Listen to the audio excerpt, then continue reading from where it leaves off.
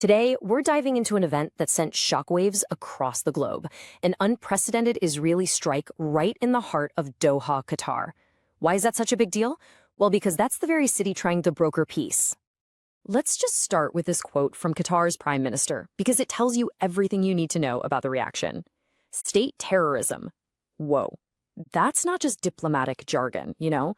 That is a direct, furious accusation, and it really sets the stage for the crisis we're about to unpack. So, how did we get to this point? Here's our game plan. We're going to look at the strike itself, then the fury it unleashed. After that, we'll cover Washington's pretty surprising reaction, the global condemnation, and finally, the big one. What does this all mean for the super fragile peace talks? All right, first up, let's get into the nuts and bolts. What exactly happened? Let's break down the who, what, and where of an attack that really shook the entire region. Now, the location here is what makes this whole thing just jaw-dropping. This wasn't a strike in Gaza. Nope. This was in Doha, the capital of Qatar, a sovereign country that was, supposed to be the key mediator in this whole conflict, and it targeted a residential neighborhood, which just adds another whole layer of chaos to it. And make no mistake, this was no small-time operation. We're talking more than 10 fighter jets involved in what was a really complex, long-range mission. This thing was months in the making. It was a massive, deliberate military action. So what was the outcome of this huge operation? Well, according to Hamas and Qatari officials, 5 Hamas members were killed. Tragically, a Qatari security official was killed as well. But, and this is a huge but, the main targets, the key guys on the Hamas negotiating team, they were not killed in the strike.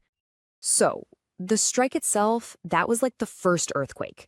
The aftershock, well, that was the immediate and absolutely furious reaction from both the nation that was attacked and the group that was targeted.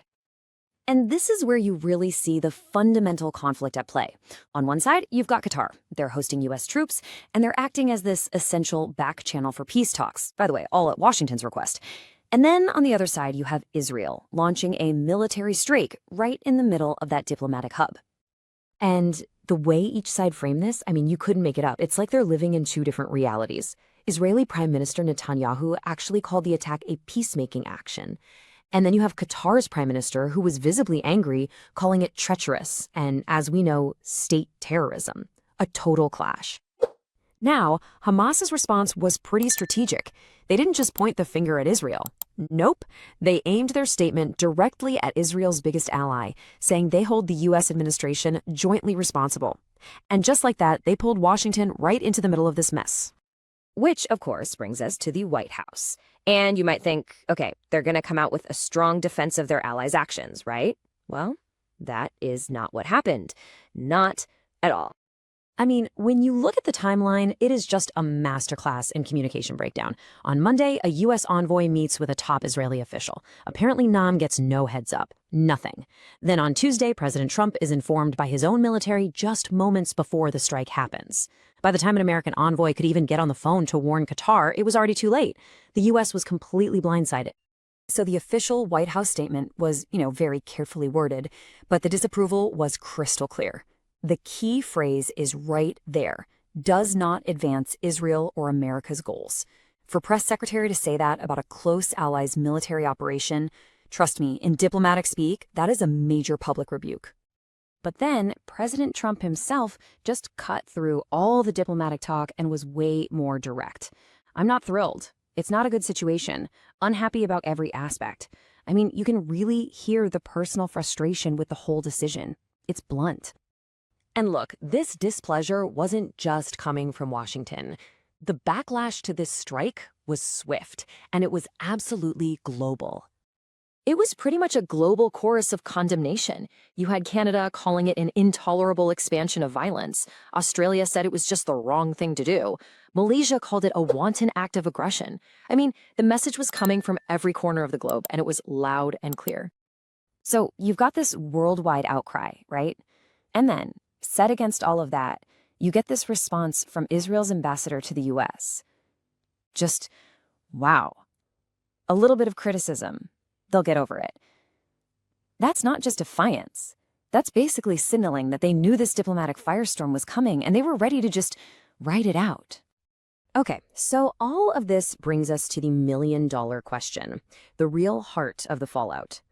What does this attack on the mediator's own turf mean for the actual peace process?